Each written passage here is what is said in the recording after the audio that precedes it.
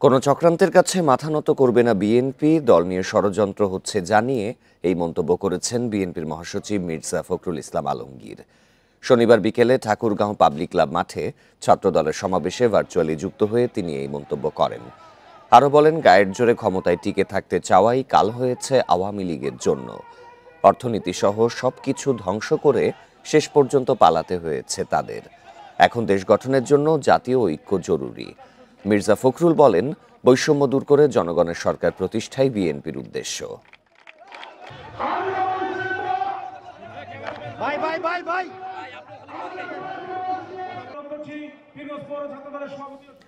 বিএনপির ভারপ্রাপ্ত চেয়ারম্যান তারেক রহমানের নামে চাঁদাবাজির 4 মামলা বাতিলে হাইকোর্টের রায়ের বিরুদ্ধে রাষ্ট্রপক্ষ লিভ টু আপিল করেছে।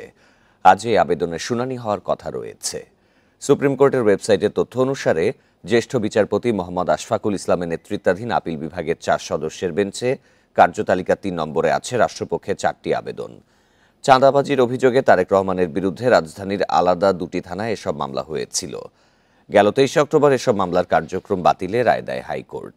এই রায়ের বিরুদ্ধে গত ডিসেম্বরে রাষ্ট্রপক্ষের আপিল চেম্বার আদালতে ওঠে। সেখান থেকে শুনানির জন্য আপিল বিভাগের নিয়মিত বেঞ্চে পাঠানো হয়।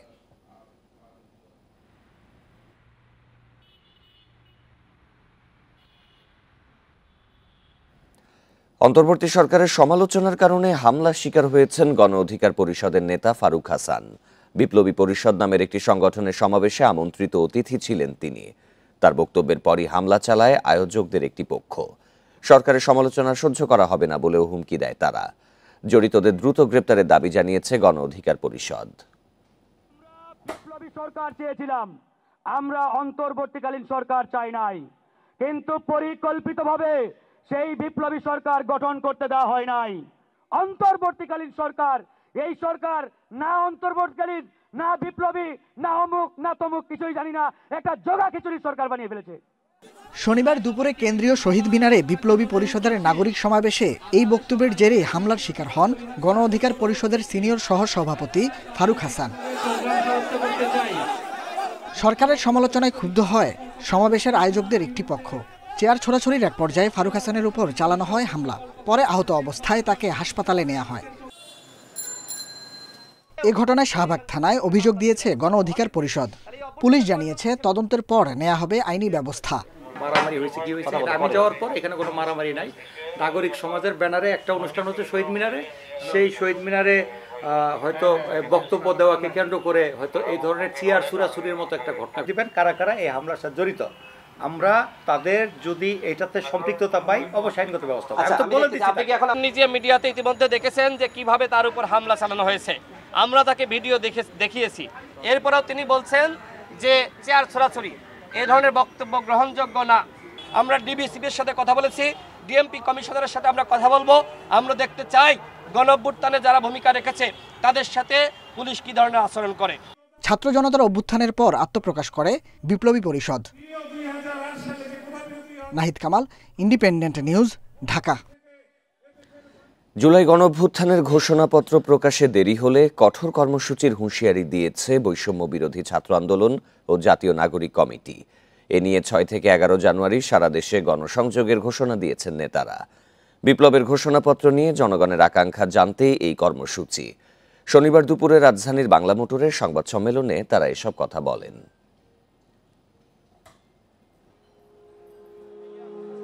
সরকারের আশ্বাসে গত 31 ডিসেম্বর জুলাই বিপ্লবের ঘোষণাপত্র দেওয়ার কর্মসূচি থেকে সরে আসে বৈষম্য বিরোধী ছাত্র আন্দোলনের নেতারা। কেন্দ্রীয় শহীদ মিনারে মার্চ ফর ইউনিটির অনুষ্ঠানে 15 জানুয়ারির মধ্যে বিপ্লবের ঘোষণাপত্র প্রকাশে সরকারকে আলটিমেটাম দেয় ছাত্রনেতারা।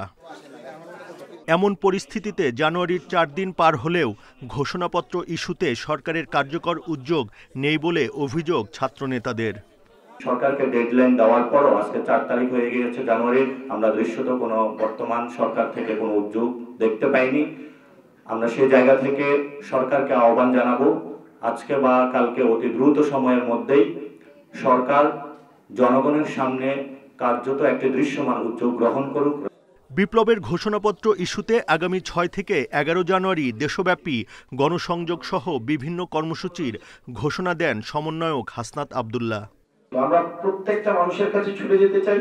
আপনারা জানেন এই গণ অভ্যুত্থানে সকল শ্রেণী পেশার মানুষের অংশগ্রহণ ছিল, কারণ আপনারা জানেন যে ফেসিবাদ যে সরকার এই সকল মানুষের টুটি চেপে ধরে রেখেছিল। প্রত্যেকটা মানুষ কথা বলতে পারতো না, তাদের অধিকারের বিষয়গুলো কখনোই উপস্থাপন করতে পারতো না। আমরা তাদের এই কথাগুলো আমরা তুলে ধরতে চাই। জাতীয় গুরুত্বপূর্ণ বিষয়ে সরকারকে আরও কার্যকরী উদ্যোগ নেয়ারও আহ্বান জানান নেতারা। বলেন, সরকার ঘোষণাপত্র বাস্তবায়নে যে কোনো মতামত চাইলে ছাত্ররা সহযোগিতা করবে। দেশ গঠনে 5 আগস্টের মতোই দলমত নির্বিশেষে সকলের সহযোগিতাও চান ছাত্রনেতারা। সকল অংশীজনের মতামতের ভিত্তিতে যেই ড্রাফটটি করা হয়েছে, পরবর্তীতে রিফাইন্ড ভার্সন সরকার যদি আহ্বান করে সেক্ষেত্রে আমরা সেটা দেখাতে প্রস্তুত রয়েছে। ঘোষণাপত্র নিয়ে শিক্ষার্থীদের আলটিমেটাম মানা না হলে কঠোর কর্মসূচি দেয়া হবে বলেও জানান নাগরিক কমিটির আহ্বায়ক।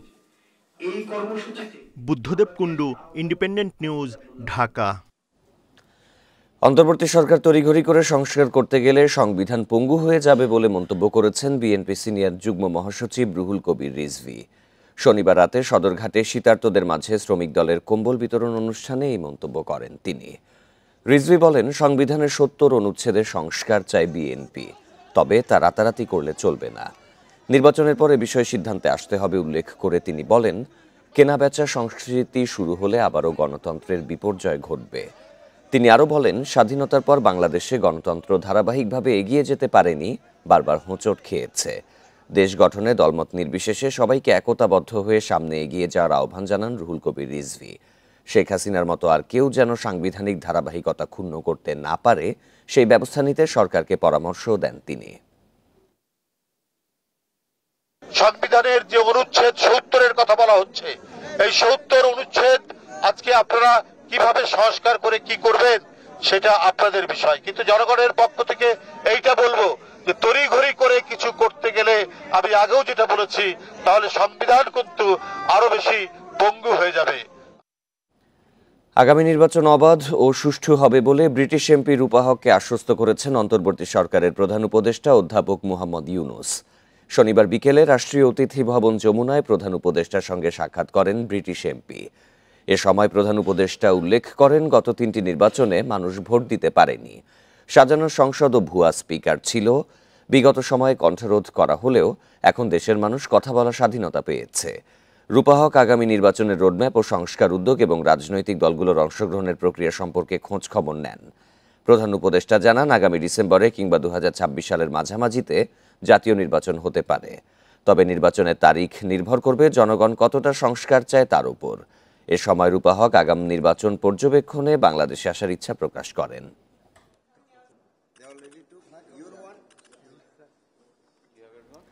সাবেক প্রধানমন্ত্রী শেখ হাসিনাকে ফেরত পাঠানোর বিষয়ে ভারত থেকে কোনো প্রতিক্রিয়া পায়নি বাংলাদেশ, জানিয়েছেন পররাষ্ট্র উপদেষ্টা তৌহিদ হোসেন।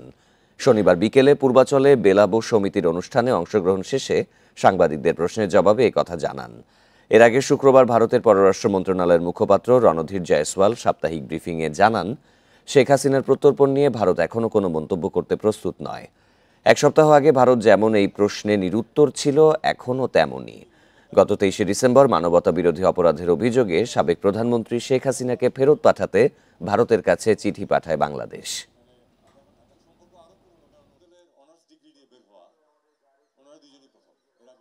যা কিছু বক্তব্য আসুক না আমরা সেটা দেখছি এবং সেটার প্রেক্ষিতে আমাদের অবস্থান আমরা ঠিক করে দেব। আমরা এখন পর্যন্ত আমি কোনো চিঠি পাইনি, এটা জাস্ট পত্রপত্রিকাতে যেটুকু দেখেছি সেটুকুই। শেখ হাসিনাকে আশ্রয় দিয়ে ভারত পুরো বাংলাদেশের মানুষের সেন্টিমেন্টের বিরুদ্ধে অবস্থান নিয়েছে বলে মন্তব্য করেছেন জাতীয় নাগরিক কমিটির মুখ্য সংগঠক সার্জিস আলম। শনিবার দুপুরে চট্টগ্রামের পোলো গ্রাউন্ড মাঠে ইসলামী আন্দোলন আয়োজিত ভারতের রাজনৈতিক ও সাংস্কৃতিক আধিপত্যবাদ শীর্ষক সেমিনারে তিনি একথা বলেন। তিনি আরও বলেন, আওয়ামী লীগের মাধ্যমে ভারত দীর্ঘদিন ক্ষমতার অপব্যবহার করেছে। বাংলাদেশের ওপর ভারত আধিপত্যবাদী আচরণ করলে তাদের সাথে বাংলাদেশের সম্পর্ক স্থায়ী হবে না বলেও হুঁশিয়ারি দেন তিনি।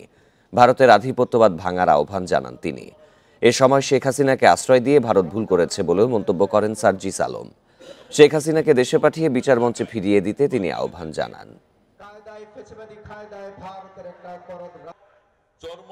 ভারতকে স্পষ্ট একটা মেসেজ দিতে চাই, যেই খুনি শেখ হাসিনা 2000 মানুষকে খুন করেছে, যেই খুনি হাসিনাকে বাংলাদেশের মানুষ উৎখাত করেছে, বিতাড়িত করেছে, তাকে আশ্রয় দিয়ে পুরো বাংলাদেশের মানুষের সেন্টিমেন্টের বিপক্ষে আপনারা অবস্থান করছেন।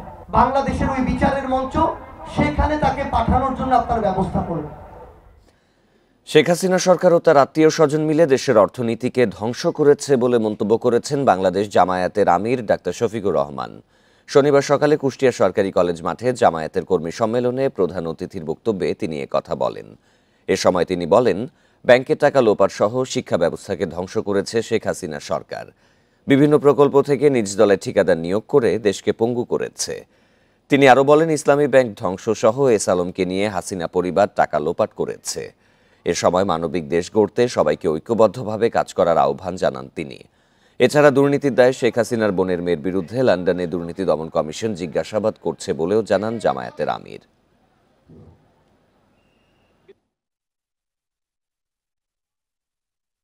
দেশের সম্পদ লুণ্ঠন করে তারা বিদেশে পাচার করেছে।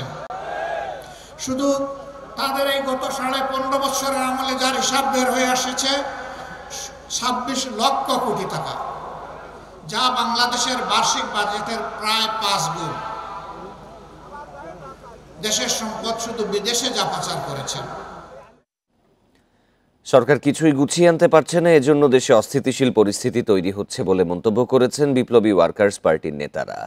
ঢাকা জেলা শিল্পাঞ্চল কমিটির কাউন্সিলে এসব কথা বলেন তারা। শনিবার সকালে রাজধানী সেগুনবাগিচায় সংহতি মিলনায়তনে এই কাউন্সিল অনুষ্ঠিত হয়। এ সময় পার্টির নেতারা বলেন, সরকার সবকিছু ছড়িয়ে ফেলছে। সফল হতে চাইলে সরকারের এজেন্ডা কমিয়ে আনা দরকার বলেও মন্তব্য করেন নেতারা। বলেন, গণঅভ্যুত্থানের পর রাজনৈতিক দল ও জনগণের নজিরবিহীন সমর্থন থাকার পরও সরকারের ওপর মানুষের আস্থা ভরসায় চিড় ধরছে। দেশের গণতান্ত্রিক উত্তরণে রাজনৈতিক দলগুলোর সঙ্গে সরকারের দূরত্ব কমিয়ে আনার তাগিদও দেন বিপ্লবী ওয়ার্কার্স পার্টির নেতারা। নেত্রকোনা শহরে নিষিদ্ধ ঘোষিত ছাত্রলীগের ঝটিকা মিছিলের ঘটনায় দলটির 10 নেতাকর্মীকে গ্রেপ্তার করেছে পুলিশ। শনিবার তাদের আদালতে তোলা হয়। নেত্রকোনা মডেল থানার ওসি কাজী শাহনেওয়াজ জানান, শুক্রবার ভোরে জেলা শহরে নিষিদ্ধ ছাত্রলীগের 15 থেকে 20 জন নেতাকর্মী একটি ঝটিকা মিছিল বের করে।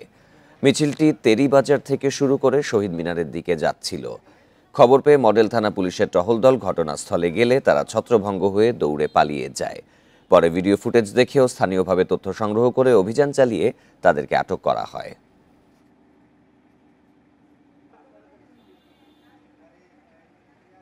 স্থানীয় তথ্যের ভিত্তিতে আমরা তথ্য সংগ্রহ করে অভিযান পরিচালনা করে 6 জনকে গ্রেপ্তার করতে সক্ষম হই। এই ঘটনায় সদর থানার এসআই আকামল হোসেন বাদী হয়ে 13 জনের নাম উল্লেখ করে এবং অজ্ঞাতনামা 10-15 জনের বিরুদ্ধে একটি নিয়মিত মামলা রুজু করা হয়। চট্টগ্রামে ভোগ্যপণ্যের বাজার একচেটিয়া নিয়ন্ত্রণে রাখা আমদানিকারকেরা সরে যাওয়ার সুযোগে ব্যবসা বাড়ছে ছোট মাঝারি পর্যায়ের ব্যবসায়ীদের। রমজান সামনে রেখে ভোগ্যপণ্য আমদানিতে ফিরেছেন অর্ধশত ব্যবসায়ী। অর্থনীতিবিদরা বলছেন, বাজারে প্রতিযোগিতা বাড়াতে বড় ব্যবসায়ীদের পাশাপাশি ছোট ব্যবসায়ীদেরও সুযোগ বাড়াতে হবে।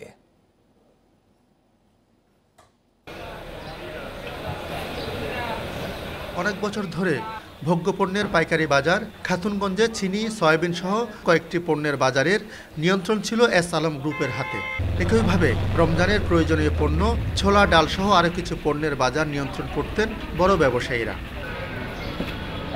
তবে রাজনৈতিক পট পরিবর্তনের পর পাল্টে গেছে বাজারের চিত্র। আমদানি শুরু করেছেন এক সময় বাজার থেকে সরে যাওয়া ছোট ও মাঝারি ব্যবসায়ীরা। আপনার সবাই যদি সমান সুযোগ পায় ব্যবসার, তাহলে তো এটা দেশের জন্য ভালো, জনগণের জন্য ভালো, গরিবদের জন্য ভালো হবে। একটা আপনার এই আপনিও মাল বিক্রি করতে পারবেন ইম্পোর্ট করে, আরেকজনের মাল বিক্রি করতে পারবেন, তখন একটা কম্পিটিশন। জুলাইয়ে 25,000 এবং আগস্টে 35,000 টন অপরিশোধিত চিনি আমদানি করে এস আলম, কিন্তু এরপর আর আমদানি করতে পারেনি। জুলাইয়ে 18,900 মেট্রিক টন সয়াবিন আমদানি করলেও এরপর তাদের আমদানি শূন্যের কোঠায়। জাতীয় রাজস্ব বোর্ডের হিসাবে বাজারে আসা নতুন একটি প্রতিষ্ঠান আগস্টে আমদানি করেছে 2,500 টন সয়াবিন। এছাড়া সেপ্টেম্বরে 3,372 টন এবং অক্টোবরে 1,486 টন ক্রুড সয়াবিন আমদানি করেছে। যে তারা সেই সুযোগটি পাচ্ছেন, আমি মনে করি যে এটা ইতিবাচক দিক। তবে এটিকে আমার মনে হয় যে আরও প্রসার করা উচিত, সবাইকে সমান সুযোগ করা দেওয়া উচিত এবং ব্যবসায়ী বা আমদানি ক্ষেত্রে যেন কোনো বৈষম্য শিকার না হন। অর্থনীতিবিদরা বলছেন, বাজারে বড় ব্যবসায়ীদের পাশাপাশি মাঝারি ব্যবসায়ীদের সুযোগ বাড়াতে হবে। কিছু ব্যাপারে হস্তক্ষেপ করতে হবে, অথবা এই যে ব্যাংক থেকে ঋণ দেওয়া, তাদের কাগজপত্র যেগুলো প্রসেসিং হয় সরকারের অফিসে, সেগুলোর ব্যাপারে অনেক সহজ শর্ত দিতে হবে। ছোট ও মাঝারি ব্যবসায়ীদের দাবি এলসিতে যেন ন্যায্য সুযোগ দেওয়া হয় তাদের। আলমগীর সবুজ, ইন্ডিপেন্ডেন্ট নিউজ, চট্টগ্রাম। বুধবারের পর আবারও বাড়বে শীতের তীব্রতা। এ সময় পঞ্চগড়, চুয়াডাঙ্গা ও ঈশ্বরদী সহ বেশ কয়েকটি জায়গায় তীব্র শৈত্যপ্রবাহের পূর্বাভাস দিয়েছে আবহাওয়া অফিস। এদিকে শনিবার দেশের সর্বনিম্ন তাপমাত্রা রেকর্ড করা হয়েছে পঞ্চগড়ে 9.4 ডিগ্রি সেলসিয়াস, আর ঢাকার তাপমাত্রা 13 ডিগ্রি সেলসিয়াস।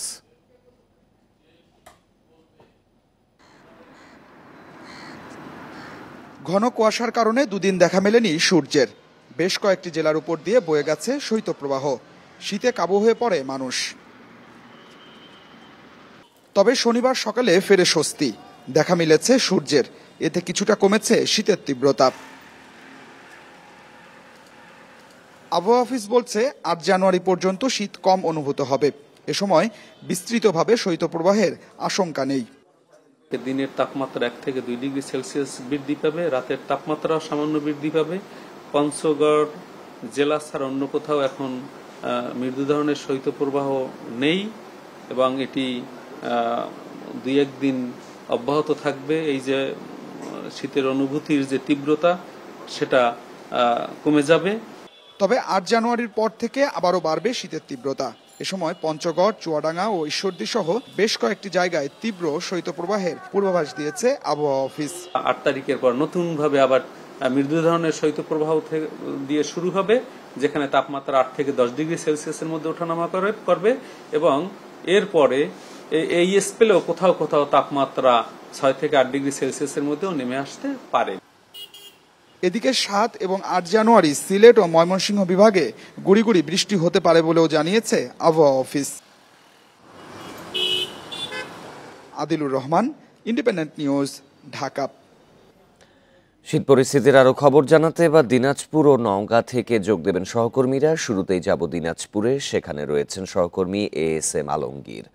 আলমগীর, দিনাজপুরে আজকে তাপমাত্রা কত রেকর্ড করা হয়েছে, শীত কেমন দেখা যাচ্ছে, আবহাওয়া পরিস্থিতি নিয়ে জানাবেন।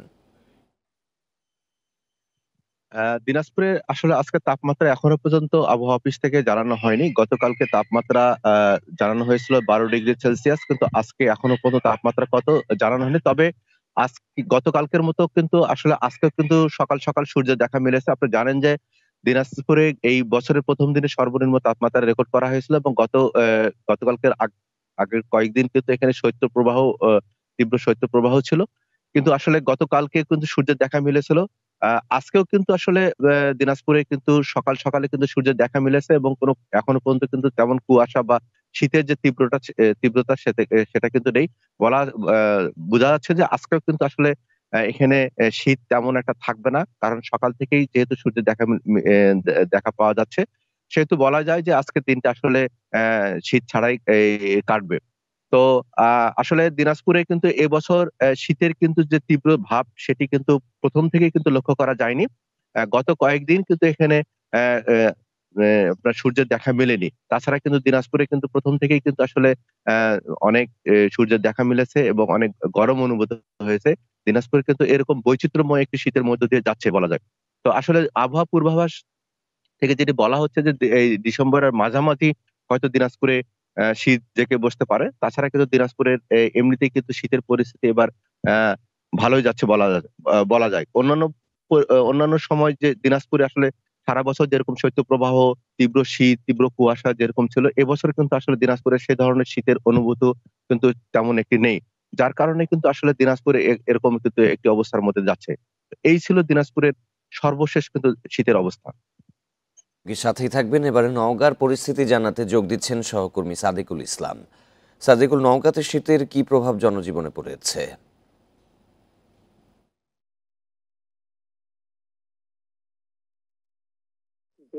শীত মৌসুমে পরপর 2 বার, অর্থাৎ পরপর 2 দিন কিন্তু জেলার সর্বনিম্ন তাপমাত্রা রেকর্ড করা হয়েছিল। সারা দেশের মধ্যে সর্বনিম্ন তাপমাত্রা ছিল নওগাঁয় 2 দিন।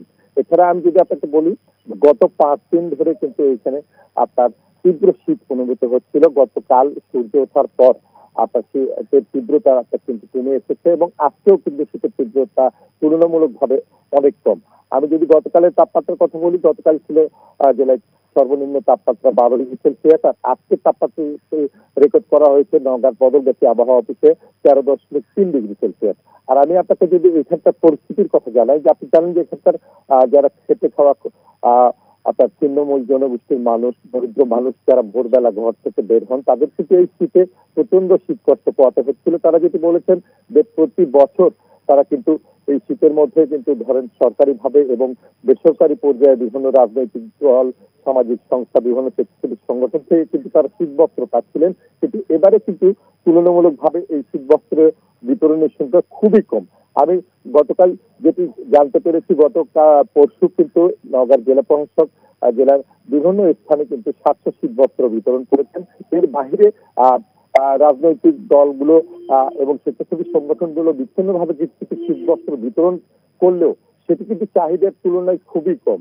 আর একটি তথ্য আপনাকে জানাই যে এখানে আমি এখন আছি নওগাঁ সদর জেনারেল হাসপাতালের সামনে। এখানে আপনি প্রতিদিন শীতজনিত রোগে আপনার 60 থেকে 70 জন মানুষ কিন্তু অসুস্থ হয়ে আপনার হাসপাতালে ভর্তি হচ্ছেন, যার মধ্যে বয়োবৃদ্ধ এবং শিশু রোগীর সংখ্যাই বেশি। চিকিৎসকরা যেটি বলছেন, এসব রোগীর মধ্যে ডায়রিয়া আক্রান্ত এবং শীতজনিত শ্বাসকষ্ট, নিউমোনিয়া। বোঝা যাচ্ছে জনজীবনে বেশ প্রভাব পড়েছে। দিনাজপুর ও নওগাঁর শীত পরিস্থিতির খবর জানাচ্ছিলেন সহকর্মীরা। ডায়রিয়া আক্রান্ত হয়ে মহাখালীর আইসিডিডিআরবি হাসপাতালে প্রতিদিন গড়ে ভর্তি হচ্ছেন 800 রোগী, যার প্রায় 80% শিশু। শীত বাড়ার সাথে সাথে বেড়েছে এই রোটা ভাইরাস জনিত ডায়রিয়ার প্রকোপ। জটিলতা এড়াতে নিয়ম মেনে স্যালাইন খাওয়ানোর পরামর্শ দিচ্ছেন চিকিৎসকেরা। তবে গবেষণা বলছে 88% মা স্যালাইন বানানোর সঠিক পদ্ধতি জানেন না।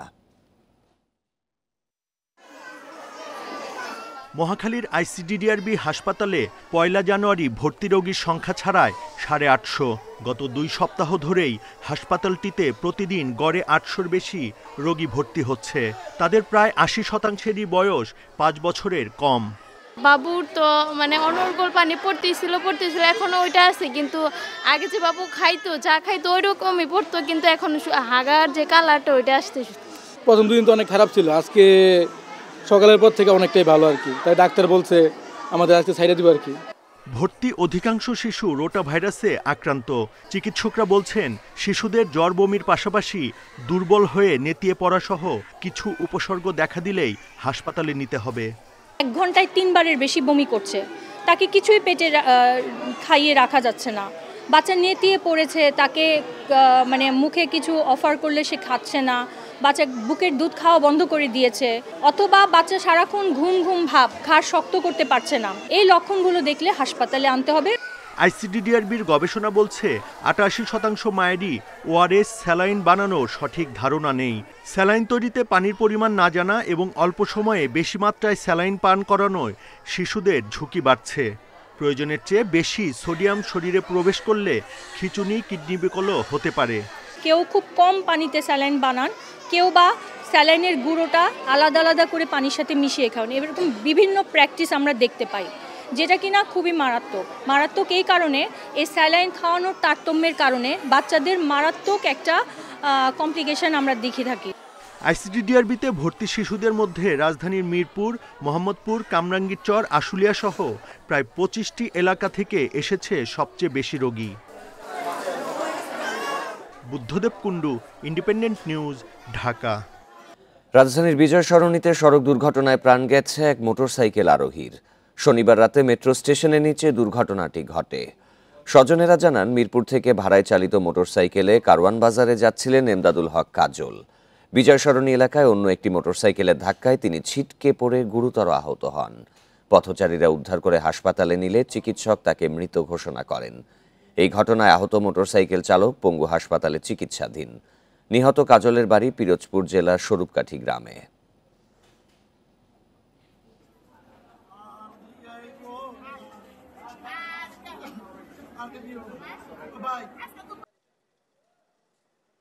তেরো বছর আগে নাটোরের ওপর দিয়ে লাইন টানা হলেও গ্যাস পায়নি এই জেলার মানুষ। ব্যবসায়ীদের দাবি, লাইনের গ্যাস না পাওয়ায় পণ্য উৎপাদন খরচ বেশি হয়। এতে পাশের জেলা বগুড়া ও পাবনার সঙ্গে প্রতিযোগিতায় টিকতে পারছেন না তারা, ফলে বন্ধ হয়ে যাচ্ছে অনেক কারখানা। উন্নত সড়ক যোগাযোগ ও রেল সুবিধা থাকায় ব্যবসার জন্য গুরুত্বপূর্ণ জেলা নাটোর। তবে 3 দশকেও শিল্প বাণিজ্যের দিক দিয়ে এগোতে পারেনি জেলাটি। 2011 সালে সিরাজগঞ্জের হাটিকুমরুল থেকে নাটোরের বাগাতিপাড়া হয়ে রাজশাহী পর্যন্ত গ্যাস লাইন টানা হলেও জেলায় গ্যাস সরবরাহ নেই। গ্যাস না থাকায় গড়ে উঠছে না নতুন শিল্প প্রতিষ্ঠান। বিকল্প জ্বালানি ব্যবহারে উৎপাদন খরচ বেশি হওয়ায় টিকতে পারছেন না কারখানা মালিকরা। কারখানার ব্যাহত হচ্ছে, মানে প্রোডাকশন জবে, প্রোডাকশন ছাড়া শুধু রিপেয়ারিং জবে তো একটা ওয়ার্কশপ চলে না। প্রোডাকশনের জন্য একমাত্র গ্যাসই অত্যন্ত অপরিহার্য। ব্যাংক ঋণে জর্জরিত হয়ে প্রায় দিশেহারা। এছাড়াও নতুন কোনো প্রতিষ্ঠান যদি আমরা করতে চাই গ্যাসের অভাবে, সেক্ষেত্রে আমাদের আগ্রহটা একেবারেই হারাই যায়।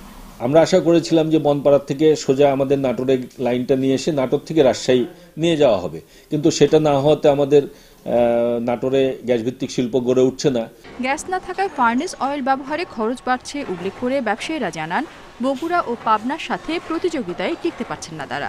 বগুড়া আলাদা 9 টাকা কমে উৎপাদন করে, আর আমাদের বেসিকই জ্বালানি বিভিন্ন রকম করার কারণে ফার্নেস অয়েল কাঠ 9 টাকা পার কেজিতে বেড়ে যায়। কাজেই শিল্প কারখানা এখানে লস খেয়েও চলে গেছে কয়েকটা। প্রশাসনের কাছে গ্যাস সরবরাহের দাবি জানিয়েও ফল মেলেনি বলে জানান বিসিক কর্মকর্তারা। গ্যাস না থাকার কারণে অনেক ভালো ভালো শিল্প প্রতিষ্ঠানগুলো বন্ধ হয়ে যাচ্ছে এবং আমার বিসিকেও যেহেতু এখানে একটা শিল্প এলাকা, এখানে অনেকে শিল্প প্রতিষ্ঠান করতে আগ্রহী হয়। ভালো ভালো শিল্প কারখানা এখানে আরও গড়ে তোলা সম্ভব যদি নাটোরে গ্যাস আসে। জেলায় ছোট বড় শতাধিক শিল্প প্রতিষ্ঠান রয়েছে, এর মধ্যে বিসিকে আছে 36টি। Independent news. কুমিল্লা চাঁদপুর আঞ্চলিক মহাসড়কে বড় একটি অংশে ভোগান্তির শিকার হচ্ছেন যাত্রীরা। বিটুমিনে উঠে তৈরি হয়েছে ছোট বড় গর্ত। এছাড়া নাটোরের সিংড়ায় 5 গ্রামের মানুষের ব্যবহার করা একটি গ্রামীণ সড়ক পাকা করার উদ্যোগ নেয়নি কোনো সরকার। জয়পুরহাটেও বেহাল একটি বাইপাস সড়কে প্রায়শই ঘটছে দুর্ঘটনা।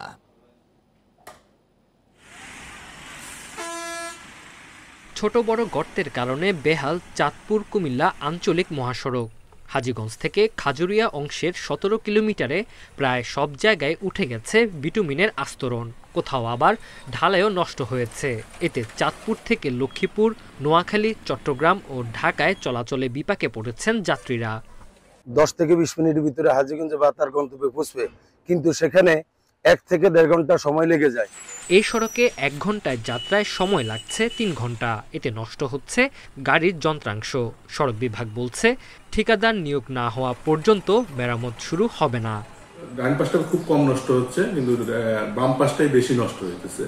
এটা মূলত ওভারলোড গাড়ির কারণে। ওভারলোড গাড়ি যদি নিয়ন্ত্রিত না হয় তাহলে এই রাস্তা আমাদের পিএনপিতে কাজ করার পরেও নষ্ট হওয়ার সম্ভাবনা থাকবে। নাটোরের সিংড়ায় তাজপুর ব্রিজ থেকে হাঁসপুকিয়া স্কুল পর্যন্ত 6 কিলোমিটার সড়কে উন্নয়নের কোনো ছোঁয়া লাগেনি। ছোট হলেও এই সড়ক ব্যবহারকারী রয়েছে প্রায় 15,000। সড়ক বিভাগ বলছে সড়কটির 4 কিলোমিটার অংশ পাকা করার উদ্যোগ নেওয়া হবে।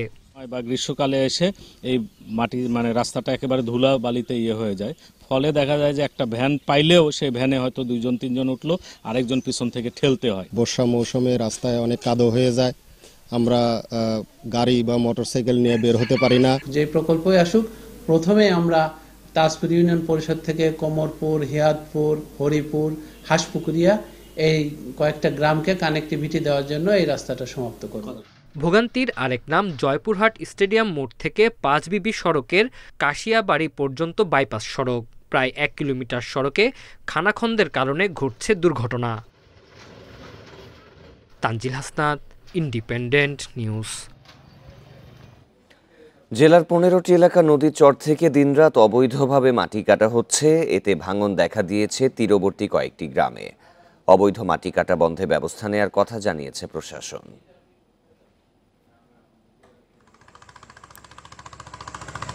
ঝালকাঠির সদর উপজেলা রাজাপুর নলছিটির 2টো নদী থেকে অবাধে চর কাটছে এক শ্রেণীর প্রভাবশালী।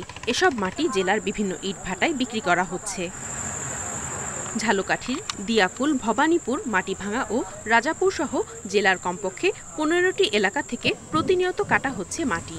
এতে নদী সংলগ্ন বিভিন্ন এলাকায় দেখা দিয়েছে ভাঙন। অবৈধভাবে এসব চর থেকে মাটি কাটায় ক্ষোভ জানিয়েছেন স্থানীয়রা। বেড়িবাঁধের পাশের জমি সরকারি জমি, কিন্তু এতে সরকারি জমি কাটতে নিলে নদী পাড়ের জিনিস বেড়িবাঁধ ভাঙতে পারে, বহু ঝুঁকি আছে। ওই চরগুলো কাটতে নিয়ে আসে এই বাটায় বিক্রি করি মাটি।